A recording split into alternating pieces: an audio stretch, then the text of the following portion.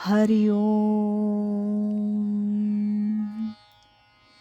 सार्थक वाटे झालिया वेचाचे, जीवनगाथा एका तपस्विनीची. या शीर्षकांतर्गत पूजनीय स्वामीभक्त डॉक्टर सुषमाताई वाटवे यांच्या संकलित आत्मवृत्ताचं वाचन आपण ऐकत आहोत. आज ऐकूया यातील प्रकरण 2, मंदिर होवो घराघराचे, याचा भाग 5. माझ्या नात्यातील एका भगिनींना त्यांच्या घरी बाळंतपण करायला कोणी नाही म्हणून मी माझ्या घरी आणलं. माझं प्रसूतिगृह होतं. त्या घरी आल्यानंतर बाळाला न्हाऊ घालणारी बाई काही कारण काढून येईनाशी झाली. माझा स्वभाव असा की कुणासाठी अडून राहायचं नाही, कुणाची मनधरणी करायला जायचं नाही. मी म्हटलं, ठीक आहे, मी ते काम करते. त्याप्रमाणे पुढे 1-1.5 महिना त्या बाळाला पायावर न्हाऊ माखू घालण्याचं काम मी आनंदानं करत राहिले. कोणतंही काम करण्यात कमीपणा नाही. सर्व कामं आपल्याला आली पाहिजेत आणि कुणावाचून कोणतंही काम खोळंबू द्यायचं नाही, हा स्वभाव. त्यामुळे कोणताही प्रसंग समोर येवो तो यथाशक्ती पार पाडायचा. अर्थात यासाठी शारीरिक बल, मनोबल आवश्यक असतं. ते प्रत्येक वेळी परमेश्वरानं मला पुरवलं. पुढे तर सद्गुरूंची शक्तीही माझ्या पाठीशी उभी राहिली. स्वामीजींचा स्वभाव माझ्या या स्वभावाला पुष्टी देणारा होता. त्यामुळे कोणत्याही कार्यात त्यांनी सदैव माझी पाठराखण केली, मला उत्तेजन दिलं. चिरंजीव मिलिंदाचा जन्म झाला तेव्हाही माझ्या नणंदबाई म्हणाल्या, तुला हवं तेच झालं, मुलगा झाला. पण यावेळचा एक विलक्षण अनुभव लक्षात राहिला आहे. मंजिरीला जेव्हा प्रथम माझ्यासमोर आणून ठेवलं तेव्हा माझं अंतःकरण वात्सल्य प्रेमानं भरून आलं.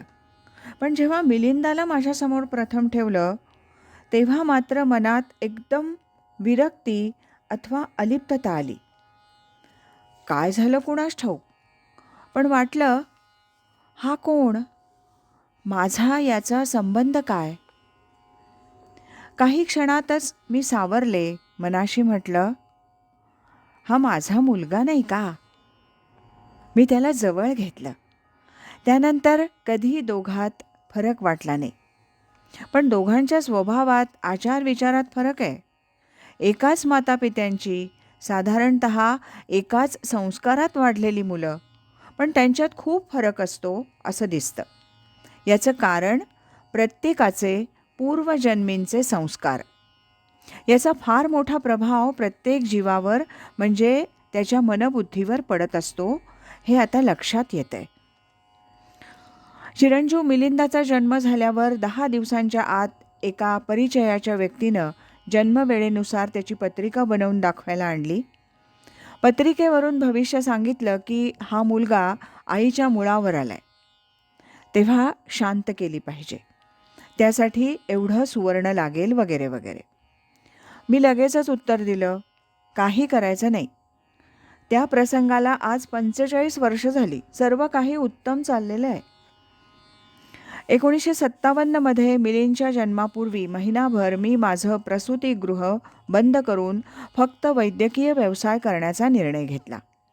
कारण 4 कॉटचं प्रसूतिगृह, कॉर्पोरेशनचे नियम, आवश्यक ती नोकरांची संख्या आणि 2 मुलांचा संसार, त्यांची उत्तम देखभाल, त्यांच्यावर संस्कार, या सर्वांचं गणित जमणार नव्हतं.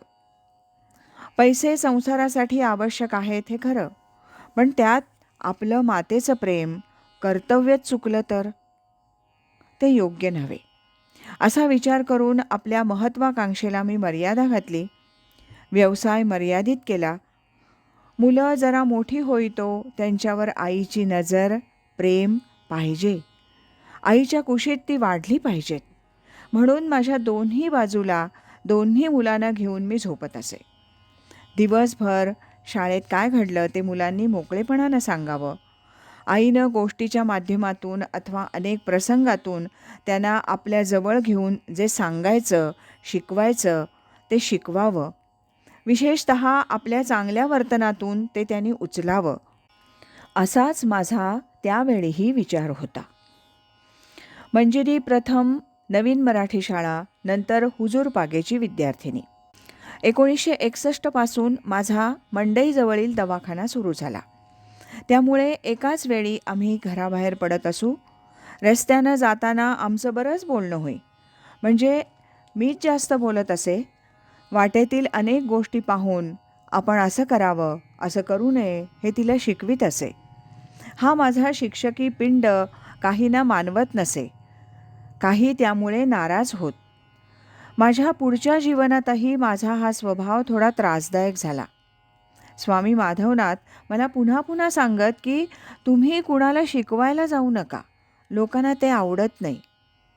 आपलीच मुलं मोठी झाली की त्यांनाही आपल्या आईवडिलांनी काही शिकवलेलं आवडत नाही. मी त्याचा अनुभव आज घेते. जी मंडळी आपणहून माझ्याकडे काही विचारायला, सल्ला घ्यायला येतील, त्यांना 4 शब्द वाटल्यास सांगावे. त्याप्रमाणे त्यांनी करावंच असा आपला आग्रह नसावा. कारण सर्वांनाच आपलं सांगणं मानवेल असं नाही. जी मंडळी आपल्या विचारांशी सहमत असतील त्यांना बरोबर घेऊन आपण आपल्यासमोर आलेलं काम करीत राहावं. ज्यांचे विचार जमणार नाहीत त्यांच्यावरही प्रेम ठेवून राहावं. फार पटवायला जाऊ नये. स्वामीजींचे विचार मनात घर करून राहिल्यानं मला त्याचा अत्यंत चांगला उपयोग होतो.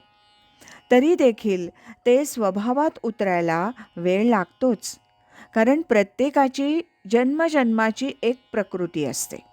ती पूर्ण बदलणं अथवा प्रकृती पलीकडे जाणं, गुणातीत होणं, यासाठी डोंगरा एवढी साधना, पराकाष्ठेचे प्रयत्न करावे लागतात. असो, आज इथेच थांबूया. यानंतरचा 6वा भाग आपण उद्या ऐकूया.